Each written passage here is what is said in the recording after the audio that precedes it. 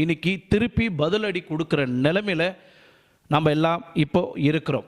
அது நீங்களாக இருந்தாலும் சரி, நானாக இருந்தாலும் சரி. எத்தனை வருஷம் போராட்டம் இந்தியாவுக்கும் பாகிஸ்தானுக்கும், இதுவரைக்கும் எடுக்காத ஒரு முடிவு நம்ம நரேந்திர மோடி அந்த முடிவை எடுத்து இன்றைக்கி பாகிஸ்தானுக்கு ஒரு பாடத்தை புகட்டிருக்கிறாரு.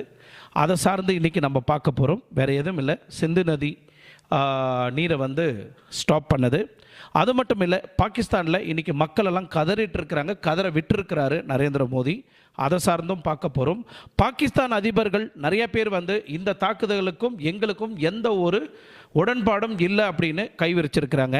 அது மட்டும் இல்லை, கடந்த 30 வருஷமாக நாங்கள் தான் தீவிரவாதியை உருவாக்கி யூகேக்கும் மற்ற நாடுகளுக்கு நாங்கள் இன்றைக்கி ரொம்ப பட்டுட்டோம் அப்படின்னும் அந்த நாட்டை சார்ந்தவர்கள் சில பேர் பேசியிருக்கிறாங்க. அது மட்டும் இல்லை, இன்னும் பாகிஸ்தானுக்காக நம்ம இந்தியாவில் என்னெல்லாம் மாற்றங்கள்